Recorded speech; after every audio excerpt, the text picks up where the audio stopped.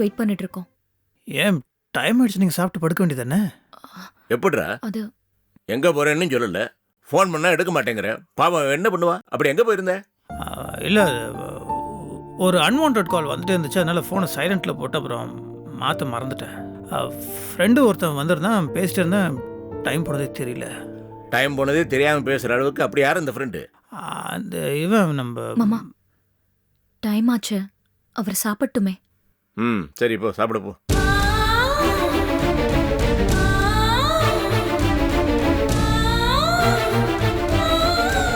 Good night மாமா. Good night. நீ போ, கேரியா.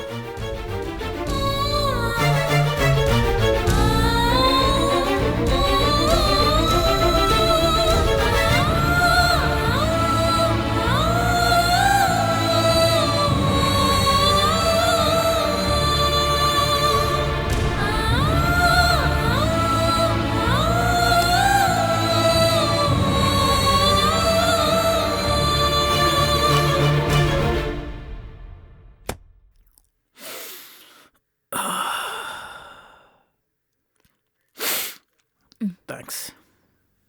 வாங்க சாப்பிடலாம். இல்லை வேணாம், நான் படுத்துக்கிறேன், டயர்டாக இருக்கு. ஏன் உங்க ஃப்ரெண்டு கூட சாப்பிட்டீங்களா? ஆமாம், அது சும்மா லைட்டாக, ஆமாம் சாப்பிட்டேன். நான் படுத்துக்கிறேண்ணா.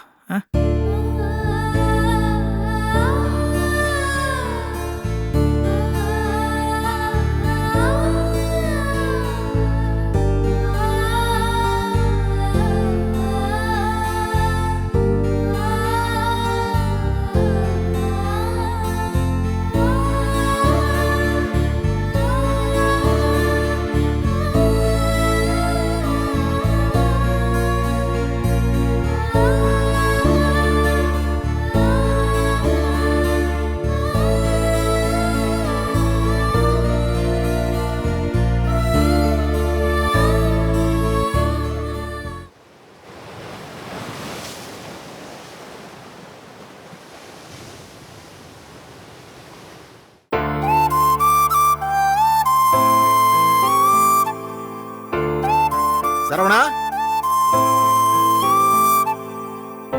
சரவணா,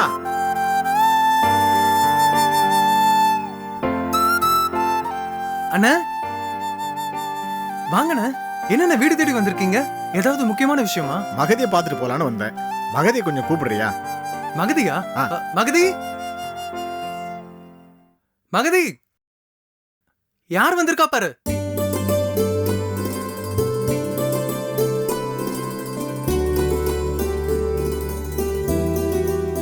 உள்ள வந்து காஃபி சாப்பிடுங்கன்னு சொல்றா. இருக்கட்டும்பா. சரவணா, அம்மா அப்பா வீட்ல இல்லையா? இல்லண்ணா, வெளியே போயிருக்காங்க. மகதி, கொஞ்சம் வெளியே வாமா. வாமா.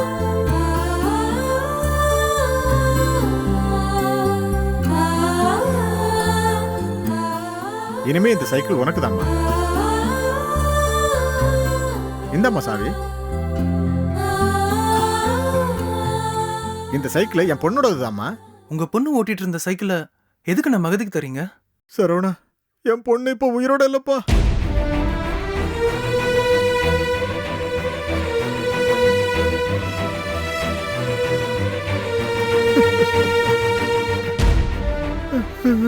அவ இறந்ததுக்கு அப்புறம் அவ பயன்படுத்துற எல்லா பொருளையும் நான் பத்திரமா பாதுகாத்துட்டு வரேன்பா.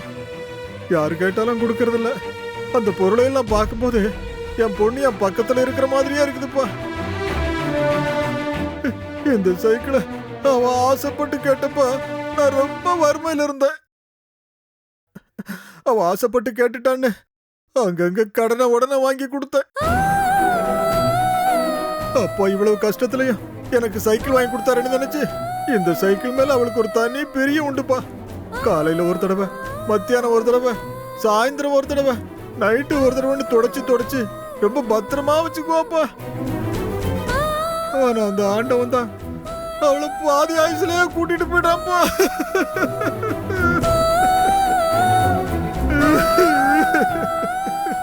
அண்ணா அழாதீங்கண்ணா, சொன்னா கேளுங்கண்ணா, அழாதீங்கண்ணா.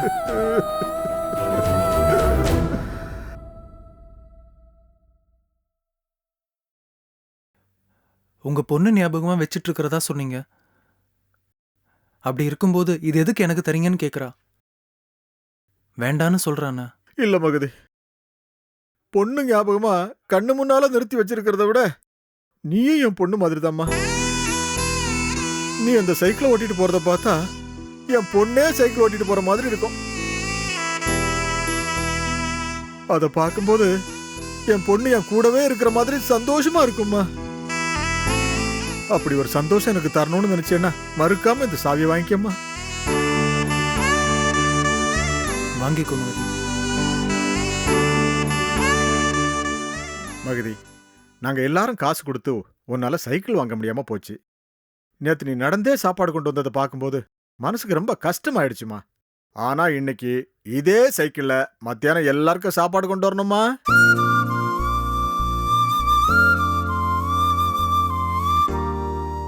நிச்சயம் கொண்டு வருவாளாம். அவளை உங்க மக மாதிரி நினைச்சுக்கோங்கன்னு சொல்றான். ரொம்ப சந்தோஷம்மா.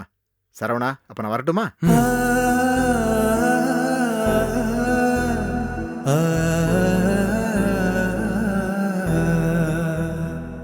நீங்க கட்டாயம் உள்ள வந்து காஃபி சாப்பிட்டு தான் போகணுமா. இது உங்க பொண்ணோட ஆர்டரா, இல்லனா இவ கோச்சிப்பாலாம். கண்டிப்பா சாப்பிட்டு போறேம்மா. வாங்கண்ணா.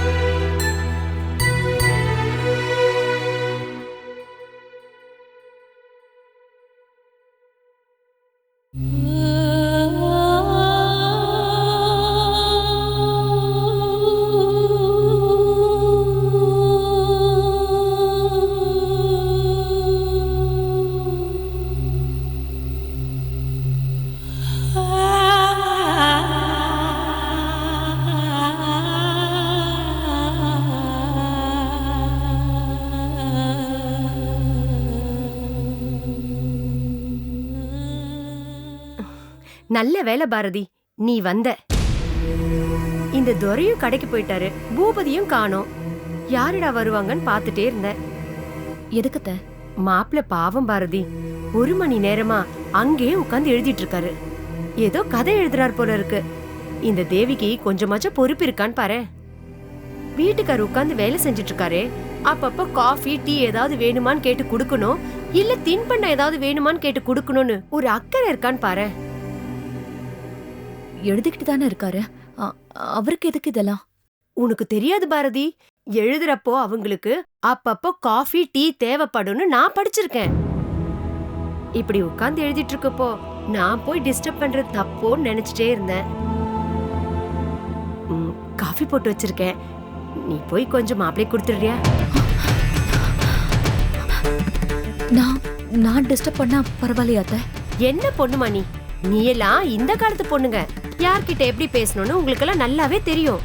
நானா இருந்தா நேரம் காலம் தெரியாம மாப்பிள்ளைன்னு போய் நிப்பேன். அவர் முன்னாடி போய் நின்னு பேசுறதுக்கு எனக்கு கொஞ்சம் கூச்சமா வேற இருக்கு பாரதி. நீ கொஞ்சம் போய் கொடுத்துட்டு வந்துருமா ப்ளீஸ். என்ன பாரதி யோசிக்கிற? ஒண்ணும் இல்ல. சரி கொடுங்க. சரி சரி.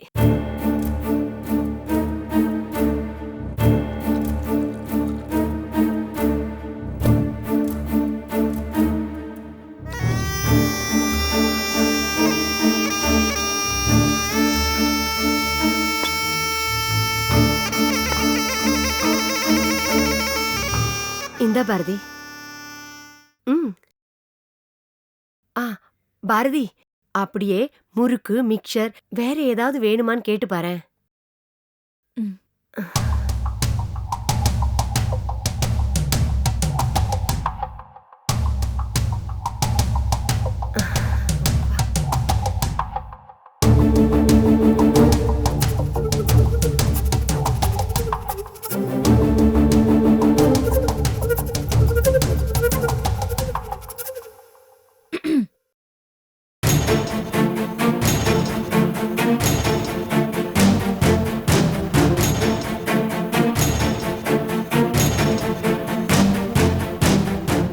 என்ன கதையா? ஊரே பாக்குற மாதிரி எழுதுனதா ஐயாக்கு மூடு வரும் போல இருக்கு. ஆமா, ஏன் வேற கதையெல்லாம் யோசிக்கணும்? உன்னோட கதையே எழுத, அதுல நிறைய ட்விஸ்ட் அண்ட் டர்ன்ஸ் எல்லாம் இருக்கு. ஒரு 3 வருஷம் உன்னோட ஒரிஜினல் முகத்தை மறைச்சு என்ன காதலிச்சியே, அந்த ரோலை நீயே பண்ணிடு. அந்த அளவுக்கு மோசமான ரோலை சிவாஜி கணேசன் இருந்தா கூட பர்ஃபெக்டா பண்ண முடியாது. என்னமா நடிச்சு என்னை ஏமாத்தி அழ வச்ச. உன்னால பாக்குறவங்களையும் ஈஸியா அழ வைக்க முடியும். 3 வருஷத்துக்கு நான் என்னை கழட்டி விட்டதுக்கு அப்புறம் இப்போ தேவி. நாளைக்கு தேவியை விட பணக்காரி கிடைச்சா அடுத்து அவதானே. உன் கதையை எடுத்தா 2ஆம் பாகம் 3ஆம் பாகம்னு நிறைய எடுக்கலாம். தைரியமா எழுது. கதையில வில்லன்னு யாருமே வேண்டாம், ஹீரோ தான் வில்லன்னு வச்சுக்கோ. அதுதான் கரெக்ட். அவனோட சாதனையெல்லாம் 1000 பொண்ணுங்களை ஏமாத்தி கின்னஸ் சாதனை பண்ணணுங்கிறது தான் வச்சுக்கோ. முடிஞ்சா கிளைமேக்ஸ் மட்டும் என்கிட்ட கொடுத்துரு. அவனோட முடிவை ஏன் கையால எழுதினா திருப்தியா இருக்கும்.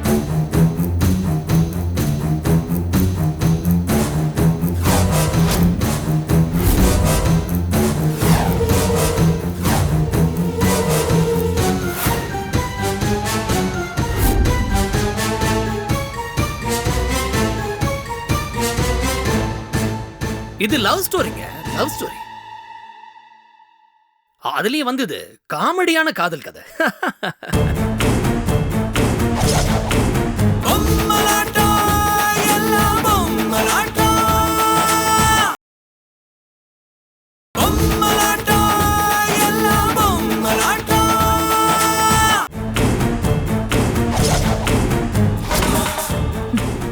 காதல் உனக்கு காமெடியா?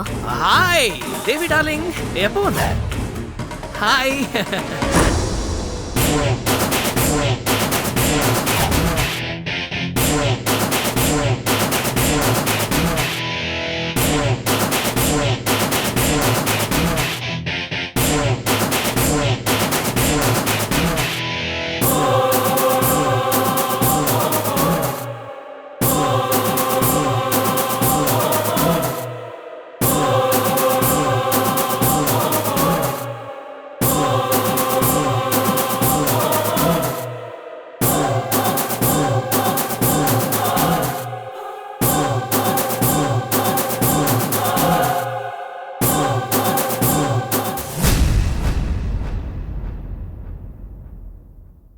நீ வெளியில் கிளம்பியாச்சா? சரி ஓகே, நான் இப்போ ரூமில் போய் எழுதிக்கிறேன். என்ன கேட்டா? யார சொல்றேன்? அவதான் அந்த பாரதி உங்ககிட்ட ஏதோ பேசிட்டு இருந்தாளே, அவ என்ன கேட்டா? பாரதினா ஓ உங்க அண்ணியா? ஒன்னும் ரொம்ப நேரமா உட்காந்து எழுதிட்டு இருக்கீங்களே, என்ன எழுதிட்டு இருக்கீங்கன்னு கேட்டாங்க. நானும் ஒன்னும் ஒரு லவ் ஸ்டோரி எழுதிட்டு இருக்கேன்னு சொன்னேன். That's all. ஓ, அவளுக்கு நீ என்ன கதை, என்ன அவளுக்கு என்ன போச்சு? எதுக்கு உங்ககிட்ட எல்லாம் வந்து கேட்டுட்டு இருக்கணும்? எதுக்கு உங்ககிட்ட வந்து பேசணும்? கமான் தேவி, ஒரே வீட்ல இருக்கோம், அதுல எல்லாரும் ஃபேமிலி மெம்பர்ஸ், பேசாம இருக்க முடியுமா? வெயிட், யார் ஃபேமிலி மெம்பர்ஸ்? நீ இந்த வீட்டு ஃபேமிலி மெம்பர் கிடையாது. அவளை நான் எப்பவுமே ஃபேமிலி மெம்பரா கன்சிடர் பண்ணது இல்ல. அப்புறம் என்ன? இங்க பாரு, அவளை பத்தி உனக்கு தெரியாது. கொஞ்சம் அவகிட்ட ஜாக்கிரதையாவே இரு, ஓகே? யாரு? பாரதியா?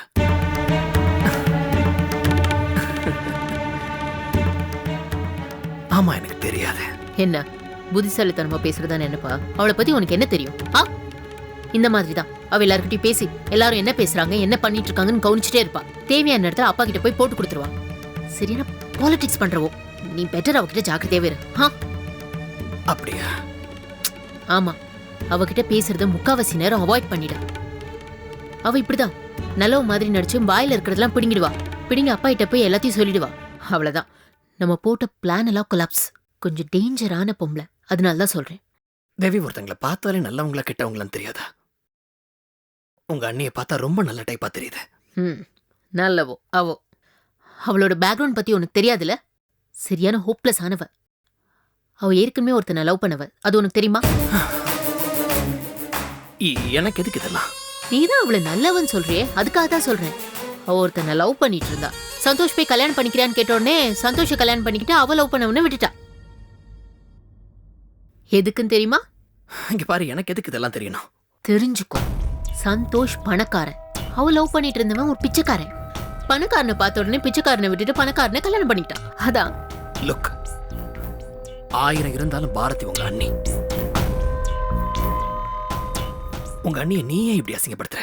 என்ன நீ நிஜமான மருமக மாதிரி ஃபீல் பண்ணிட்டு இருக்க? இந்த வீட்ல மருமகனா நடிக்க தான் வந்திருக்க. இதெல்லாம் கூட நான் ஏன் உன்கிட்ட சொல்லிட்டு இருக்கேனா, நீ தேவையில்லாம வாய் கொடுத்து 2 பேர் சேர்ந்து மாட்டக்கூடாதுல, அதுக்காக தான். ஒண்ணு மட்டும் நல்ல மனசுல வச்சுக்க. நீ இங்க டெம்பரரியா ஒரு மாப்பிள்ள. தேவையான அளவு மட்டும்தான் பேசணும். அதுவும் என்கிட்ட மட்டும் பேசினா போதும். புரிஞ்சுதா? இல்ல, இப்படி எல்லாம் கண்டிஷன் போடுறதுக்கு பதிலா சொன்ன பொய்யோட சேர்த்து நான் ஊமன்னு சொல்லிருக்கலாம். நான் நிம்மதியா இருந்திருப்பேன். பரவாயில்லையே, நல்ல பிளானா தான் இருக்கு. ஆனா டூ லேட் மதன். இதை கொஞ்சம் முன்னாடி சொல்லியிருந்தா இம்ப்ளிமெண்ட் பண்ணிருக்கலாமோ என்னமோ. ஓகே, இங்க பாரு, நான் வெளியில கிளம்புறேன். நான் சொன்னது ஞாபகம் இருக்கட்டும்.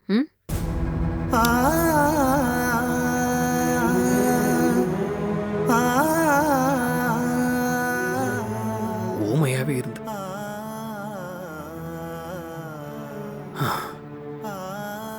நல்ல வேளை நான் ஊமையா நடிக்கல.